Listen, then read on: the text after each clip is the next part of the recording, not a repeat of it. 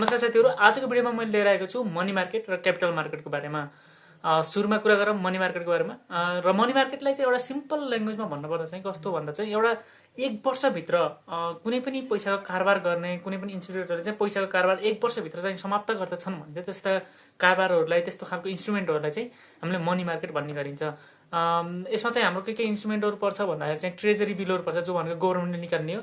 हाम्रो चाहिँ कमर्सियल बैंकको सर्टिफिकेटहरु पर्छ र हाम्रो चाहिँ सर्टिफिकेट अफ डिपोजिट भन्ने हुन्छ, तिनीहरु चाहिँ परिरहेको हुन्छ र हाम्रो चाहिँ रिपर्चेज एग्रिमेन्टहरु यिनीहरु सबै कुरा चाहिँ त्यसमा पर्छन्। र मैले चाहिँ स्पेसिफिकली के भन्न खोजेको भन्दा मनी मार्केटको एउटा रियलिस्टिक एक्जाम्पलको रूपमा चाहिँ मैले केलाई मान्छु भन्दाखेरि चाहिँ कुनै पनि बैंक ए भन्ने बैंक छ र बी भन्ने एउटा बैंक छ भने चाहिँ ए भन्ने बैंकलाई चाहिँ आज ओभरनाइटमा चाहिँ केही रकम चाहिँ उलाई चाहिएको छ भने चाहिँ त्यो अवस्थामा चाहिँ बैंकहरुले एउटा बैंक ए भन्ने बैंकले चाहिँ बी बैंकलाई चाहिँ लेटर पठाउँछ र त्यसले चाहिँ हामीलाई चाहिँ केही सर्ट टर्मको लागि चाहिँ 1-2 रातलाई या 1 वर्षभित्रको कुनै पनि ट्रान्ज्याक्सनको लागि चाहिँ उनीहरुले चाहिँ बल्क अमाउन्टमा या स्मल अमाउन्टमा पनि उनीहरुले चाहिँ पैसा चाहिँ लेन्ड गर्छन् भने चाहिँ दिन्छन् भने चाहिँ त्यो बेलालाई चाहिँ त्यस्तो एक्टिभिटीलाई चाहिँ हामीले भनिन्छ मनी मार्केट।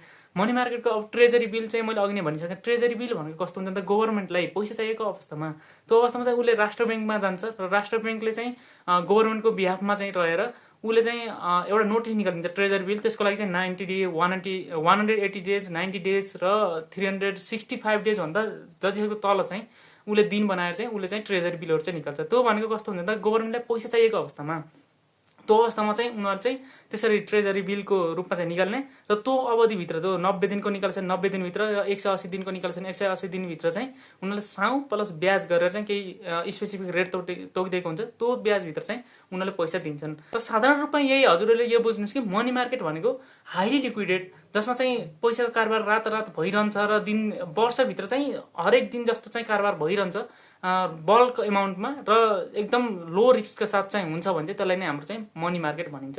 यसमा चाहिँ के हुन्छ एउटा पहिलो कुरो हाइली लिक्विडेड हुन्छ, 1 वर्षको म्याद भएको हुन्छ, 1 वर्षभित्र नै हुन्छ र अर्को भनेको चाहिँ रिस्क कम हुन्छ र अर्को भनेको बल्क अमाउन्टमा हुन्छ र अर्को भनेको ठुल्ठुला इन्स्टिट्युटहरुले चाहिँ काम गर्दछन्। यस्तो सानसानो अमाउन्टहरुलाई चाहिँ हामीले झ्याप मनी मार्केटभित्र लिँदैन।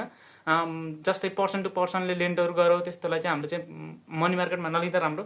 इन्स्टिट्युट चाहिँ जुन ठुल्ठुलो कम्पनीहरु चाहिँ या नेपाल सरकार नै त्यसमा मिसेर पैसाको कारोबार चाहिँ 1 वर्षभित्रको पैसाको कारोबारहरु गर्छ त्यसलाई चाहिँ हाम्रो मनी मार्केट भनिन्छ।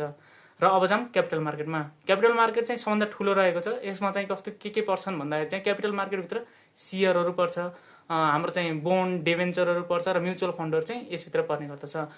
क्यापिटल मार्केट भन्नाले चाहिँ हाम्रो ठ्याक्कै के बुझिन्छ भन्दा 1 वर्ष ठ्याक्कै त हाम्रो चाहिँ मनी मार्केटको अपोजिट यसमा पर्दछ।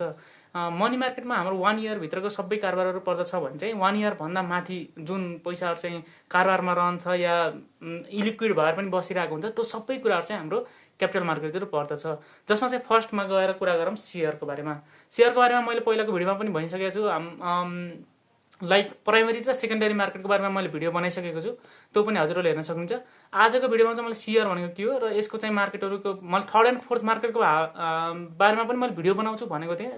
सायद मैले बनाउँदिन होला किनभने त्यसको बारेमा चाहिँ एकदम सानो छ र नेपालमा अहिलेसम्म त्यत्रो कारोबार पनि भएको छैन हाम्रो चाहिँ थर्ड एन्ड फोर्थ मार्केटमा। त्यसैले यसको बारेमा मैले आजको भिडियोमा नै मैले इन्फर्मेसन दिनेछु। ओके, फर्स्टली जाम शेयरको बारेमा। शेयर भनेको चाहिँ कस्तो भन्दा कुनै पनि कम्पनी या कुनै पनि संस्थाको चाहिँ एउटा हुन्छ नि एउटा अंगलाई चाहिँ एउटा हुन्छ नि अंशलाई चाहिँ देखाउने चाहिँ एउटा पार्ट हो, त्यसलाई नै हाम्रो चाहिँ शेयर भनिन्छ। र यसमा चाहिँ हाम्रो primary market, secondary market, third market र फोर्थ मार्केट पनि रहेका हुन्छन्।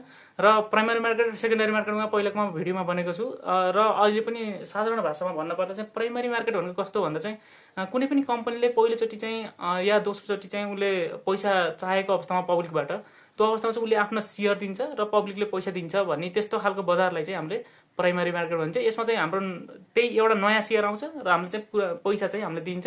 यसमा कुनै पनि शेयरको चाहिँ किनबेच धेरै हुँदैन, यसमा चाहिँ एकपाली मात्र ट्रान्ज्याक्सन हुन्छ।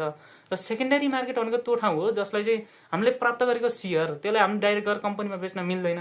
त्यो अवस्थामा चाहिँ अर्को व्यक्तिलाई बेच्ने ठाउँ, अर्को व्यक्तिमा चाहिँ शेयरहरुको मात्रै कारोबार हुने ठाउँलाई चाहिँ हाम्रो सेकेन्डरी मार्केट भनिन्छ। र थर्ड मार्केट भनेको चाहिँ त्यसलाई चाहिँ ओटीसी मार्केट पनि हुन्छ, ओभर द काउन्टर मार्केट। त्यो बजारमा चाहिँ हाम्रो कस्तो हुन्छ भन्दा चाहिँ कुनै पनि लिस्टेड शेयरहरु छन्, नेप्सेमा लिस्टेड भएकै शेयरहरु, तर ठुलो बल्क अमाउन्टमा चाहिँ उनीहरुले शेयरहरु उठाउनु पर्यो या ठुलो अमाउन्टमा चाहिँ शेयरहरु बेच्न पर्यो।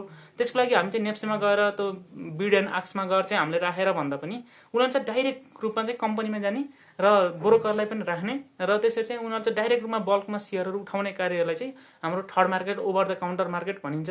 र फोर्थ मार्केट भनेको पियर टु पियर मार्केट भन्छ यसलाई चाहिँ। यसमा चाहिँ हाम्रो विशेष गरी के हुन्छ भन्दा ठुल्ठुलो इन्स्टिट्युटहरू हुन्छ जुन तिनीहरूले चाहिँ डाइरेक्ट बल्कमा सेयर बेच्न पर्यो भने चाहिँ तिनीहरूले चाहिँ डाइरेक्ट चाहिँ अर्को ठुलो कम्पनीमा जान्छन् र तिनीहरूले चाहिँ एक आपसमा चाहिँ सेयरको आदान प्रदान गर्छन् कुनै पनि ब्रोकर बिना भने चाहिँ त्यस्तो खालको ट्रान्ज्याक्सनहरूलाई चाहिँ पियर टु पियर ट्रान्ज्याक्सन भन्छ।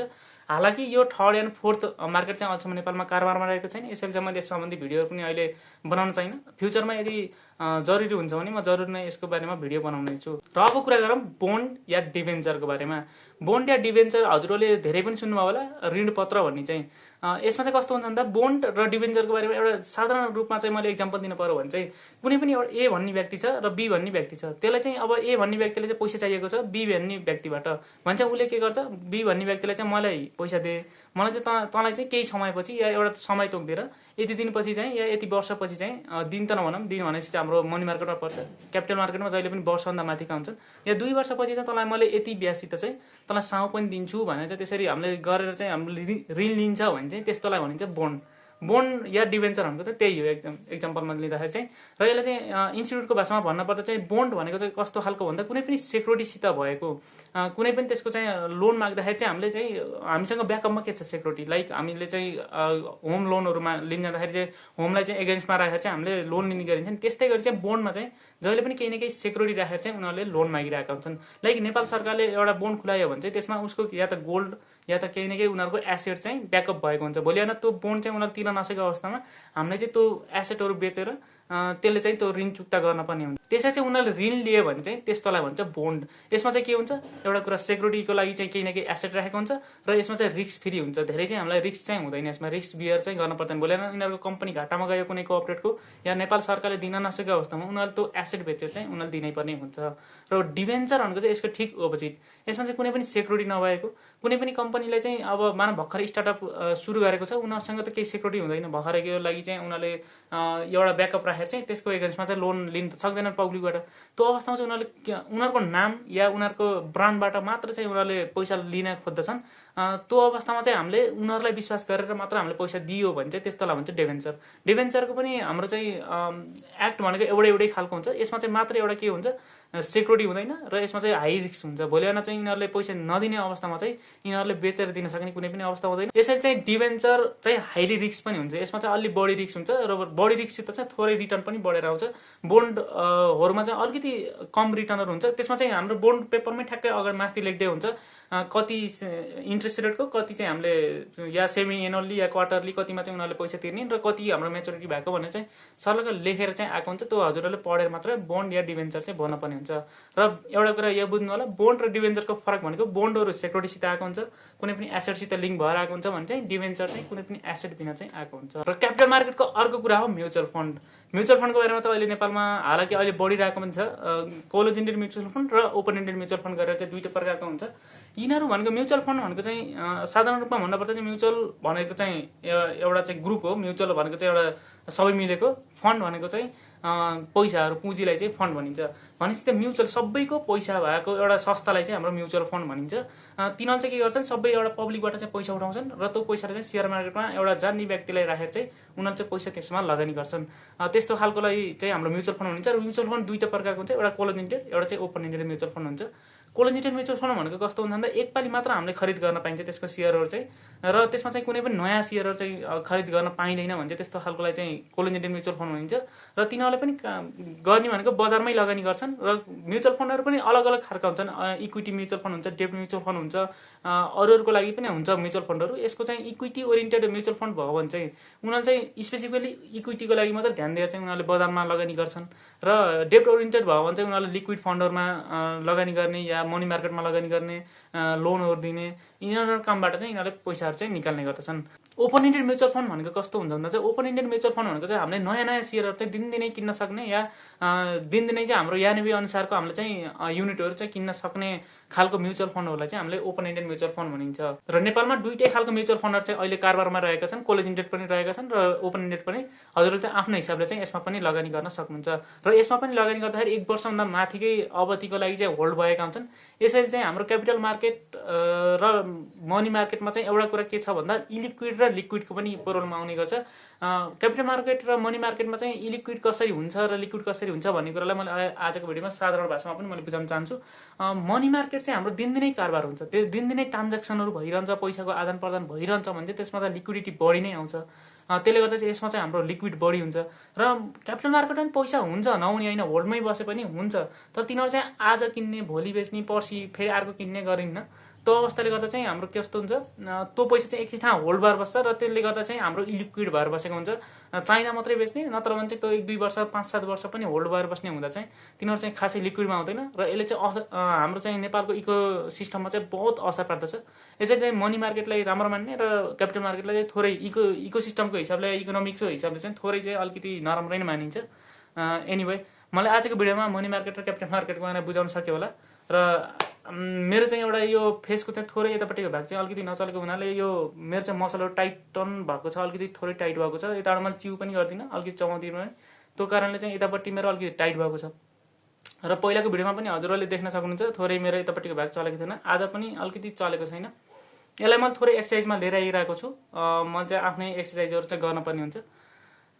एनिवे म चाहिँ लास्टै भिडियो बनाइरहेको छु। थोरै म बोल्न आफूलाई पनि इम्प्रुभमेन्ट लिएर आएको छु। हजुरलाई कस्तो लागेको छ भिडियो कमेन्ट सेक्सनमा जरुर भनिदिनु होला। आई नो थोरै अलिकति अप्ठ्यारो नै भइरहेछ बोल्न, मलाई बानी परेको छैन कहिले पनि बोल्न। अझै 5-7 वटा भिडियो बनाउँदाखेरि अफकोर्स बानी परम्ला। लेट्स सी फ्युचरमा के हुन्छ। तबसम्मको लागि चाहिँ थ्याङ्क यू। आज मनी मार्केट र क्यापिटल मार्केटको बारेमा सायद अलिअलि बुझाएँ होला। नबुझ्नु भएको छ भने कमेन्ट सेक्सनमा लेखिदिनु होला। म आउँदो समयमा अलि बोल्न सकेपछि, आफूले राम्रोसँग बुझाउन सकेपछि म यसको बारेमा फेरि भिडियो लिएर आउने छु। सायद पछि गएर यिनीहरूलाई अनलिस्ट पनि गरिदिउँला भिडियोहरू चाहिँ। लेट्स सी के हुन्छ फ्युचरमा, त आजै पनि भन्न सक्दिनँ। आजको लागि चाहिँ हेर्नुभएको धन्यवाद। आउँदो भिडियोमा फेरि भेटौँला। Bye bye.